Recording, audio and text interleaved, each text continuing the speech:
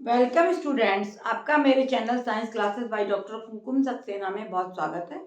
और आज मैं बता रही हूँ आपको 10th क्लास का चैप्टर ऊर्जा के स्रोत, सोर्सेज ऑफ एनर्जी।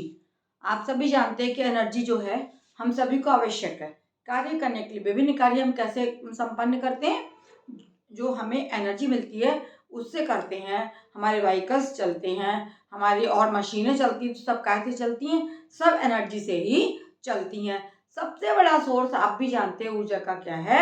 सूर्य है, जिसे सोलर ऊर्जा कहते हैं। सोलर एनर्जी है ना, सूर्य से मिलती है। और ये एनर्जी जो है वो कैसी होती है?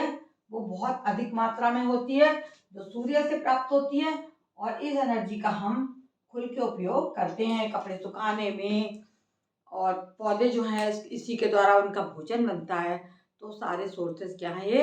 ये कुदरती सोर्स है एनर्जी का। लेकिन हम मनुष्य के द्वारा प्रदत्त सोर्सेस भी होते हैं, और हमारे जो बायो केमिकल्स हैं उनसे भी हमको एनर्जी प्राप्त होती है। तो ये सभी जानते हैं आप लोग, ऊर्जा को ना उत्पन्न किया जा सकता है ना ही नष्ट किया जा सकता है। केवल ऊर्जा के एक रूप को दूसरे रूप में बदला परिवर्तित किया जा सकता है। और पूरे ब्रह्मांड में ऊर्जा का जो है वो निश्चित रहता है। ऊर्जा का टोटल क्वांटिटी निश्चित होता है, और केवल हम ऊर्जा को एक रूप से दूसरे रूप में बदल सकते हैं। जैसे सपोज करिए हमारे हाथ में प्लेट है, तो हमारे हाथ में कौन सी ऊर्जा है? स्थितिज ऊर्जा है। अगर वो प्लेट गिर जाएगी तो क्या उत्पन्न होगा? गतिज ऊर्जा उसमें उत्पन्न हो जाएगी, और ध्वनि ऊर्जा उसमें उत्पन्न हो जाएगी। इसी प्रकार से यदि मोमबत्ती जल रही है ना, तो मोमबत्ती के जलने में मोम में कौन सी ऊर्जा होगी? मोम की जो रासायनिक ऊर्जा होगी वो जलने के बाद काय में बदल जाएगी? वो ऊष्मीय ऊर्जा में और प्रकाश ऊर्जा में बदल जाती है। तभी मोमबत्ती जल के प्रकाश उत्पन्न करती है। किसी भी भौतिक एवं रासायनिक प्रकरण में कुल ऊर्जा जो है वो अपरिवर्तित रहती है, चाहे भौतिक प्रकरण हो चाहे रासायनिक प्रकरण हो, लेकिन टोटल एनर्जी जो है अपरिवर्तित रहती है।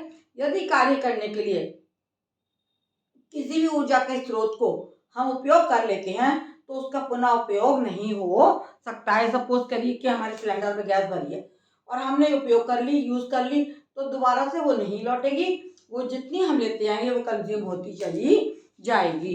तो इस प्रकार से ऊर्जा को हम, आप कह सकते हैं, एक रूप से दूसरे रूप में बदल सकते हैं, लेकिन ना उत्पन्न कर सकते हैं ना ही नष्ट कर सकते हैं। अब बात आती है कि ऊर्जा का उत्तम स्रोत क्या है? किसे कहते हैं ऊर्जा का उत्तम स्रोत?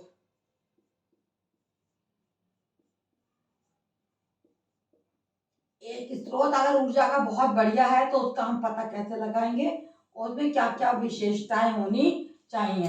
सबसे पहली विशेषता है कि उसके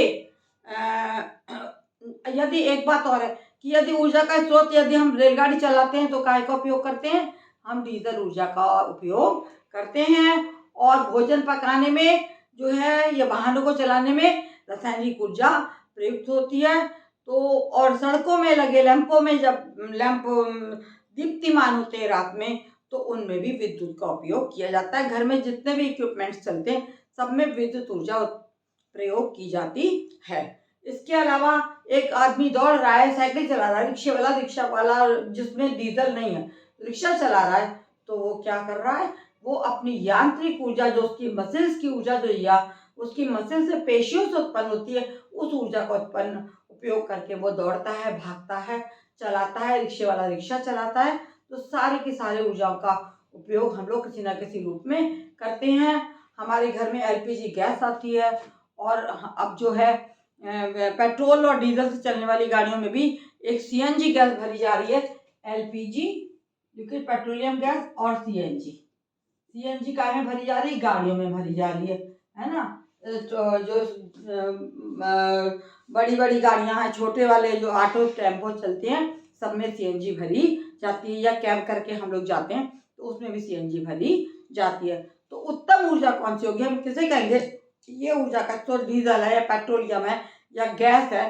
गैस जो है वो अति उत्तम, सीएनजी एलपीजी जो है वो काफ़ी उत्तम स्रोत है। क्योंकि पहले ज़माने में लकड़ी से हम आग पैदा करके खाना पकाते थे, उसमें उतनी ऊर्जा नहीं मिलती थी, उतनी पावर नहीं होती थी जितनी हमारी गैस में होती।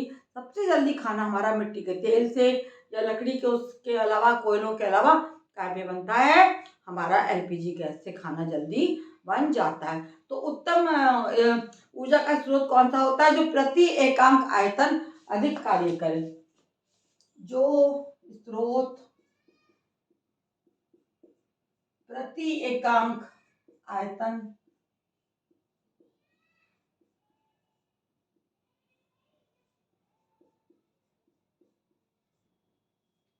अधिक कार्य करता है वो उत्तम स्रोत होता है। अधिक कार्य करे उसको हम बोलते हैं कि वो उत्तम स्रोत है ऊर्जा का।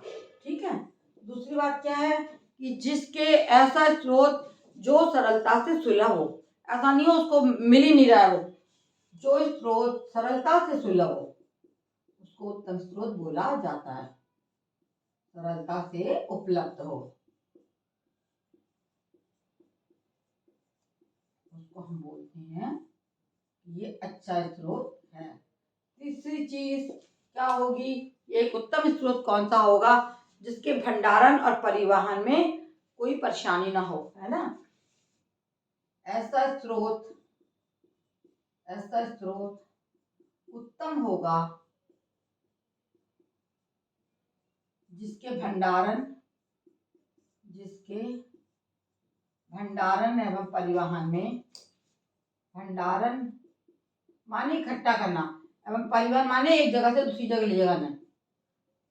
भंडारण परिवहन सुविधाजनक हो, आराम से ले जाया जा सके और भंडार मतलब इकट्ठा भी किया जा सके, जनक हो। जैसे सिलेंडर आते हैं हमारे घरों में तो सुविधाजनक है, आ जाते हैं, उनका भंडारण हम स्टोर कर सकते हैं उनको सिलेंडर्स में, और जो स्रोत सस्ता भी हो। चौथी बात क्या है? ऐसा ऊर्जा का स्रोत जो सस्ता पड़े।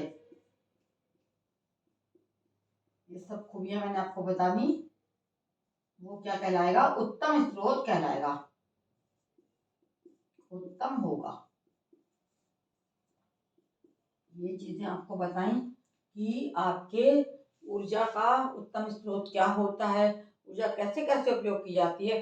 अब आगे अगले उसमें मैं अपने लेक्चर में आपको बताऊंगी कि ऊर्जा के कौन कौन से स्रोत हैं, एक एक के बारे में आपको डिटेल में समझाऊंगी।